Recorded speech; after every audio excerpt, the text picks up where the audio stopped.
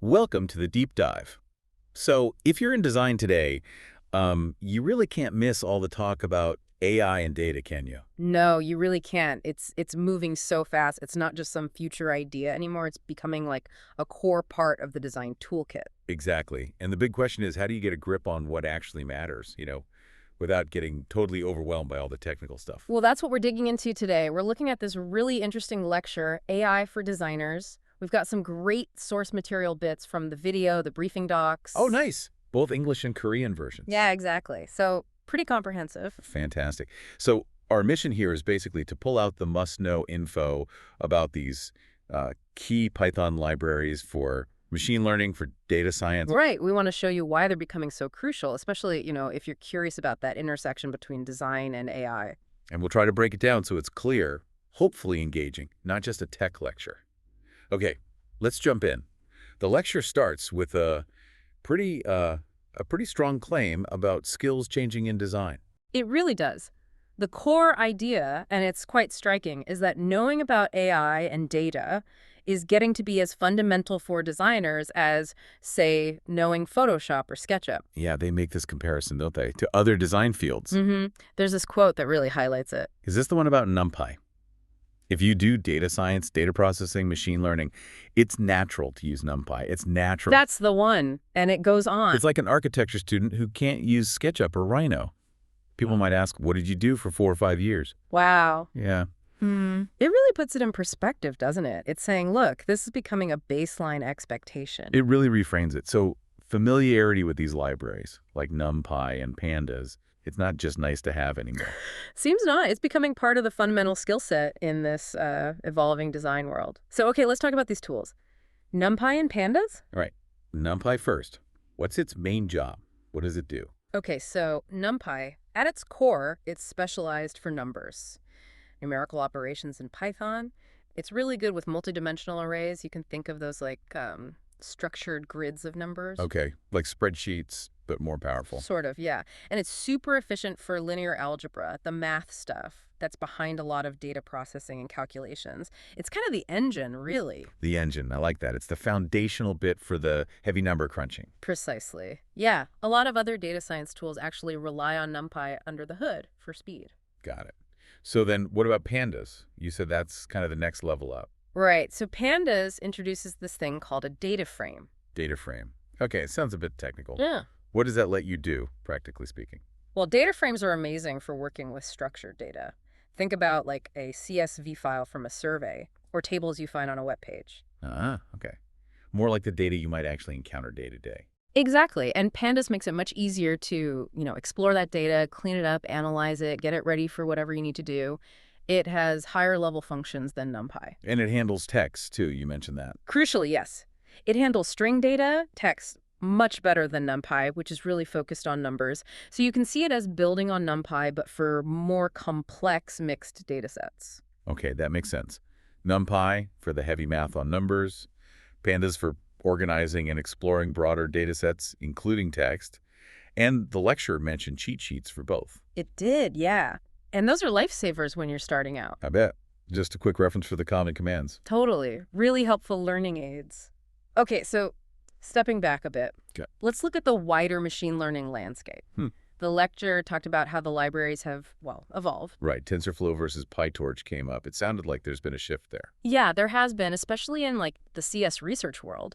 The lecture pointed out that TensorFlow, especially the older versions, had some, let's say, inconveniences. What kind of things? There's a quote about it. Honestly, although TensorFlow is at 2.0 now, up to 1.0 it was inconvenient because you had to build graphs and follow executions. Ah, okay, so a bit rigid. Kind of. The quote continues, that was likely because it had to reserve things on the GPU, but PyTorch is very Pythonic, and it's very easy to stack and build layers for models and such. Pythonic, meaning it feels more natural if you already know Python, more flexible. That's the idea, yeah.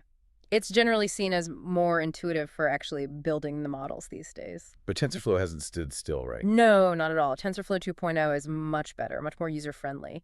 And they have TensorFlow.js, which is cool because you can run models right in a web browser. Oh, interesting. And there was another one mentioned For Macs. Yeah, MLX. That's Oh, newer, specifically for Apple Silicon MacBooks to use the GPU power efficiently. okay, so lots of options for the heavy-duty deep learning stuff. Yeah. But what about more traditional analysis? Right, and this is really important. The lecture really stressed that scikit-learn is still incredibly valuable. Scikit-learn.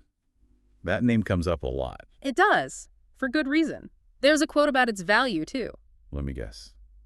Something about it being more practical. Pretty much. And if you can use scikit-learn well, honestly, it can raise your value more than using those main models. Your actual skill level will be better, and scikit-learn is important. So mastering scikit-learn for standard analytical tasks is maybe more valuable for many designers than jumping straight into the complex deep learning frameworks. That's definitely the implication. It's about building those practical analytical models. And again, it's crucial to remember the foundation for all of this. SciPy, NumPy, Pandas. Exactly. They're the bedrock. Okay, so it's like learning scales before you compose a symphony.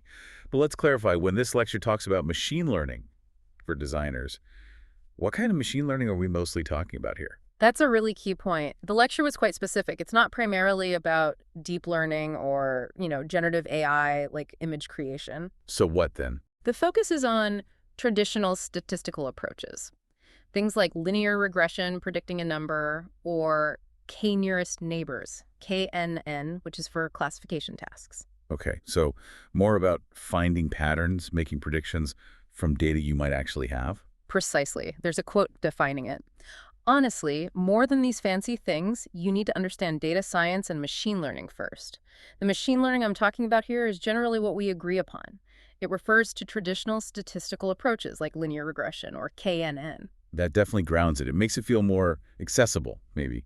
Less intimidating than jumping straight into, I don't know, building GPT models. Right. It's about core data understanding. Now, speaking of data, the lecture also broke down the types of data sets you might work with. Okay, what were the main categories? Two main types discussed, vector data and raster data. Vector data. That sounds familiar. Like vectors in Illustrator? Not quite like that. Think more numerical. It's essentially data organized in rows and columns, like numbers in a spreadsheet. Gotcha. And what's it used for? Typically for regression tasks, remember, predicting numbers, like the Boston house prices example or diabetes data mentioned, and also classification, like identifying types of wine or iris flowers based on their features. Often these data sets are quite clean, good for learning. Okay, so vector data is like structured numerical tables. What was the other type? Raster. Yep, raster data, I think grids, like pixels in an image. Ah, so image data. Exactly, standard format for images, used for image classification. The lecture mentioned classic examples like MNIST, The handwritten digits. that's the one, and Fashion MNIST, which is similar but with clothing items. Okay, so vector is like tables of numbers, raster is like grids of pixels for images. Clear distinction.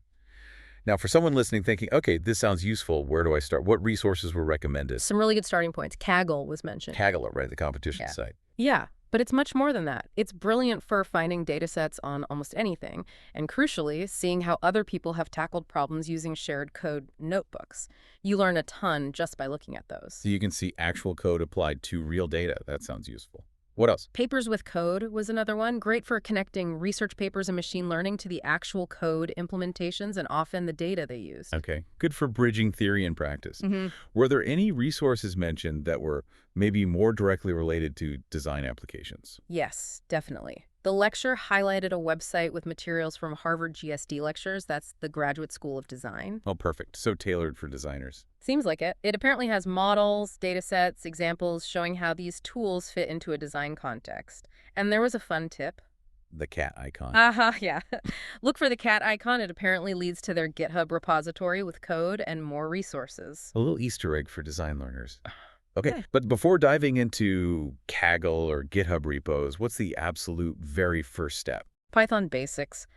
The lecture really hammered this home. Just fundamental Python programming. Absolutely. Understanding variables, lists, strings, the core syntax. Without that foundation, trying to use NumPy or Pandas effectively is going to be really, really tough. Makes sense. You need the basic grammar before you can write essays. Exactly. And practice. Consistent practice with coding exercises. The lecture specifically mentioned using the workshop materials provided all alongside it, which cover Python basics, then NumPy, then Pandas. So it's a building process. Python first, Then these libraries. Okay, shifting gears slightly.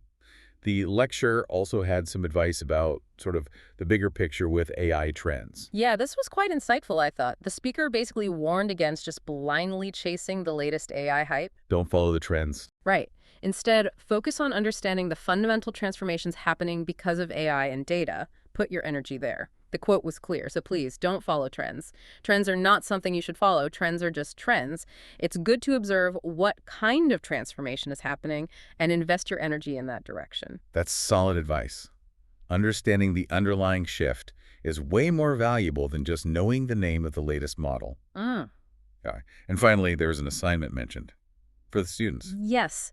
The task was basically for them to reflect on how all these concepts, the libraries, the data types, the machine learning approaches could apply to their own design work. So connecting the dots back to their projects or case studies. Exactly. And articulating those ideas in writing. It's about making that practical link between the learning and their design practice. Okay, great. Let's maybe pull this all together.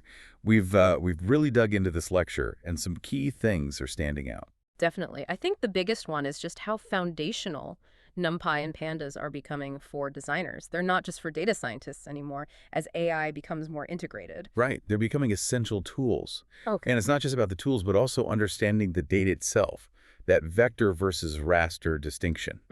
And getting the basics of machine learning, especially those traditional statistical methods we talked about. And the absolute necessity, stressed over and over, is practice. Getting your hands dirty. Yeah. Checking out Kaggle, those Harvard GSD materials, actually working through coding exercises. Get it. That's how you really learn it. So for you listening, hopefully this gives you a solid starting point.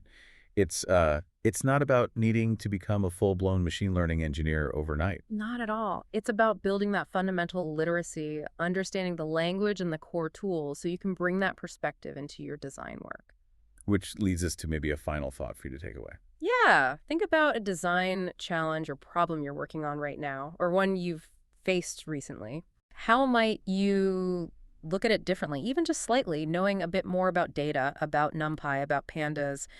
Could you maybe frame part of the problem in a way that data could help answer? That's a great prompt. Maybe just looking at those workshop materials or Kaggle could spark an idea. Exactly. It's just about starting to see that potential, using data not just for analysis, but maybe as a creative input too. It really is an exciting time for design with these new possibilities opening up. And having these skills, even at a basic level, puts you in a great position to help shape what comes next. Thanks for diving deep with us today.